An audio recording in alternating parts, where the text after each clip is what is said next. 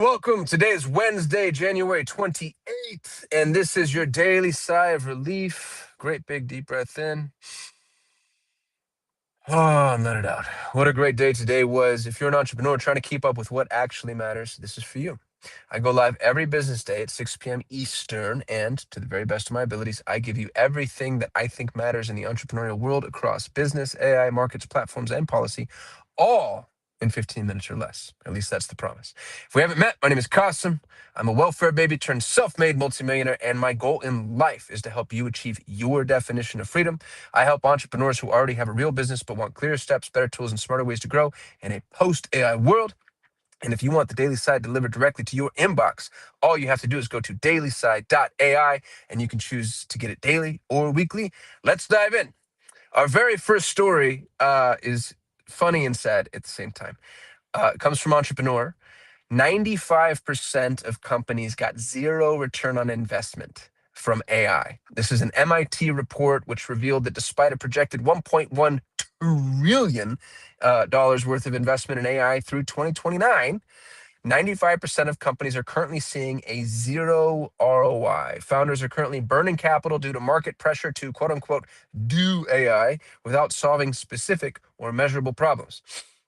This is not surprising, to be honest with you. If you see the way that most people use AI and you see the way that AI is being sold, I think in most instances, people are paying for infrastructure without know-how. So what I would recommend strongly is to assume the paradigm that AI happens from the ground up. AI happens from the ground up. What does that mean, Kasim? It means that you can't be some fat cat on a mezzanine looking down at an assembly line saying, AI, the assembly line. Instead, what you want to do is you want to have the people on the assembly line incentivized to look at the specific steps that they take and begin to determine what can be quote unquote AI'd.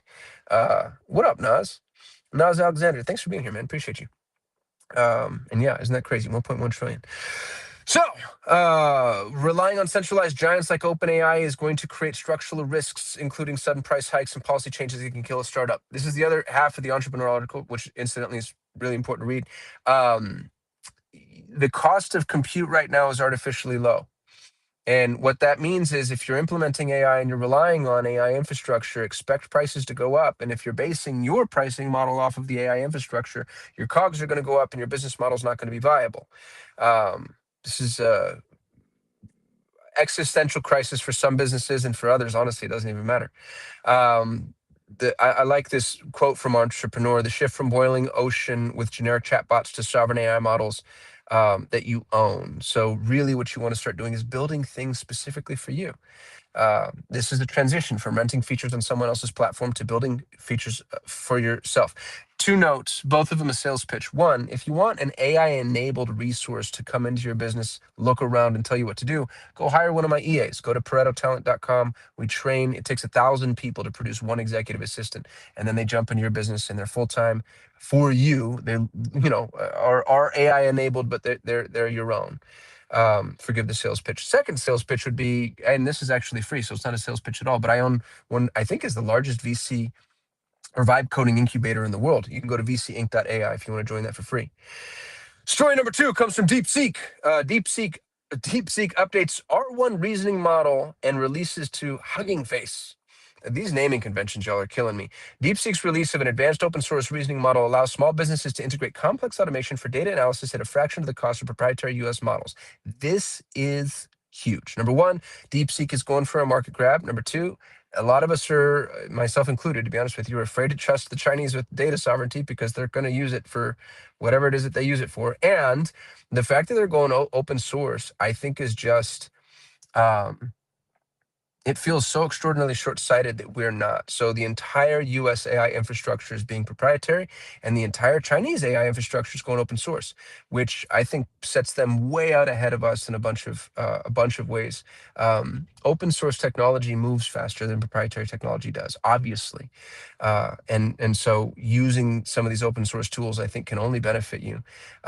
This also puts us in a position of actually having, something like the total code base. So go play with DeepSeek. Super cool AI tool. Story number 3, the rise of answer engine optimization, AEO. This comes from Rank Harvest. Early adopters of AEO are seeing up to 3.4 times more exposure in AI responses from tools like ChatGPT and Perplexity compared to traditional SEO, which everybody knows is dead. New KPIs are shifting from raw traffic to brand mentions and answer box appearances with generative AI overviews. If you want to learn AEO, I happen to have written the book. It's called the AEO Blueprint. You can have it for free. Just go to aeo.co. Agentic commerce is coming as a sub-story of that same article from Rank Harvest. If you paid attention, Stripe has already rolled out their agentic commerce integration. PayPal just paid, I forget how much money, I think it was like $4 billion in order to purchase an agentic commerce company. What this means is AI chatbots are going to start buying on your behalf. Merchants aren't even going to see the traffic. It's never going to get to your site, which is terrifying and interesting at the same time. Story number 4 comes from TechCrunch. AI chip startup Recursive hits $4 billion valuation 2 months after launch. This is founded only 2 months ago by former Google researchers. They raised $300 million to build an AI that designs AI chips. So this is AI building AI. You use the stones to break the stones. This is highlighting a massive disconnect between the VC casino funding infrastructure and the implementation struggles on Main Street.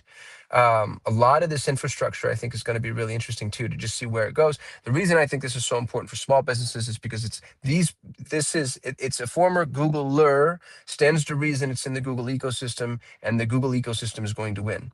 I'm long on Google. If you're not, I think you really need to pay attention. Some backup stories. Gary Vee rebrands the Sasha Group to Chuck Media, which is interesting. Pay attention to Gary Vee. He's always been ahead of the curve from a social perspective. And what's I think more interesting is he's going after SMBs. So he's rebranding his SMB agency to, he's abandoning SMBs. He's rebranding his SMB agency to serve exclusively enterprise clients, which is a signal as to where he thinks the opportunity is, and maybe more importantly, where he thinks the opportunity is not. I think we're going to see a lot of SMB bloodbath here in the coming months and potentially a couple of years. He's looking for high-ticket enterprise services instead of the high volume. And I think the high volume is about to be automated to a pretty significant degree. If that's a business that you're in, pay attention. Pinterest lays off 15% of its staff to pivot to AI. If you remember, Amazon just laid off 10% of its white-collar staff. Here's Pinterest cutting 675 workers and reallocating resources to AI products like Pinterest Assistant. This is interesting because, here we are, the very first story I report on is the fact that 95% of companies are getting zero return on investment, but the 5% of companies that are seeing an ROI are seeing a pretty significant one. And to be honest with you, the ROI, it appears to be anecdotally almost entirely from cost cutting, generally when it comes to people. Washington State proposes new startup exit tax. Proposal SB 6229 aims to tax qualified small business stock gains. This could fundamentally change founder incentives and corporation strategies for high growth firms. I think it just means a bunch of people are going to get out of the state of Washington. So if you're in Washington, pay attention. EU and India seal landmark, quote, mother of all deals. This comes from the European Commission free trade agreement to slash $4 billion in tariffs and diversify trade away from the U.S. Brands should look for new supply chain efficiencies as global partners branch out into non-U.S. trade. This is a potential catastrophe for the U.S. dollar. If you've been paying attention to gold, that's also a really strong indication of the weakening of the U.S. dollar. I think we're at $5,400 as of today. Hit me in the comments if I'm wrong about that, but I think I had that right, because I'm watching it like a hawk. The other interesting thing about gold is with gold follows silver. Of course, silver's at $114. But what I learned very recently, actually from Gemini, Gemini deep research is amazing. If you're not playing with deep research, go check it out because it truly is extraordinary. And I just talk to it all the time. And so I asked Gemini deep research today, I said, what are the correlations between spiking gold that people might not necessarily consider? So for example, I don't want to know that silver follows gold. We already know that. I don't want to know that, the dollar collapses when the gold spikes. We already know that. What I want to know is, is there an increase in the number of Toyota Camrys that are totaled whenever gold spikes? Do you know what I mean? Like the correlations that feel just massively irrelevant. And it was interesting because this is data that's tracked apparently the number of searches for Nicolas Cage goes up whenever gold spikes, which I thought was super cool. There was another one, I forgot what it was. But the one that was interesting to me is usually I think an ounce of gold can buy 20 barrels of oil. And right now, an ounce of gold can buy 84 barrels of oil. So that might signal that oil is massively underpriced. And I think that there's more data to support that assertion, because we're as a planet, we're underpowered at the moment, especially because of how much power AI eats. And so, oh, I almost dropped my phone. You heard it here first. I'm long on oil, which is, I know everybody's saying alternative energy is the future and we have to go nuclear and all those things. And I'm sure all of that's true. And in the short term, we don't have that infrastructure, right? But we do have oil and we can burn the daylights out of it. So long on oil. And if you want to take advice from a guy that's only ever lost money in the stock market, I think oil is worth at least a gander. NVIDIA CEO says AI jobs are for, quote, normies. Jensen Huang claims high-paying AI roles are accessible via practical skills rather than PhDs. Founders should focus on reskilling their loyal existing teams rather than hunting for expensive AI unicorns. I absolutely agree with this, by the way. I've been saying for a long time, as a matter of fact, my turn of the year event, if you came, I was talking about what I'm calling the motivated generalist. I think a motivated generalist is exponentially more valuable than any specialist, including a heart surgeon. I think a motivated generalist equipped with AI is a more valuable resource than the specialist, because the specialist is massively limited. It's just a constant. That's not my job. Where a motivated generalist can do just about anything. Some closing thoughts. The current market is defined by a massive AI paradox where infrastructure and, quote, picks and shovels companies like Recursive are commanding multi-billion-dollar valuations within weeks, and yet 95% of businesses on the ground are currently failing to extract actual ROI from their AI spend. $1.1 trillion is expected to be allocated towards AI, but we're not seeing the ROI, which I imagine will come, but it also speaks to a bubble.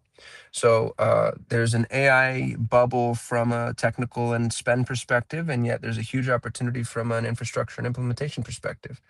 If there's a story that I've missed, please hit me in the comments, wherever it is that you happen to be following. I'm using Restream, by the way, for those of you that want to know. So I'm streaming into Facebook, YouTube, X, LinkedIn, and Instagram. For everybody joining, I see Naz, Hamza, Anthony, Steve, Bowers, Jasper, Scott, George, Mafa. If I'm not saying your name, it's because you're in one of the channels that Restream just doesn't give me visibility into. But I appreciate all y'all for showing up. I go live every single business day at 6 p.m. Eastern, and to the best of my abilities, give you everything that you need to know in terms of the daily business news for that day in 15 minutes or less. So if you want to stay up to date, tune in every day at 6 p.m. Or you can go to dailysigh.ai and subscribe, and you can get all of this directly in your inbox, daily and or weekly. Really appreciate all y'all for tuning in. Consider yourself caught up, which means this is your daily sigh of relief. Great big deep breath in. Exhale, and rest assured knowing that you know what's going on. Love y'all.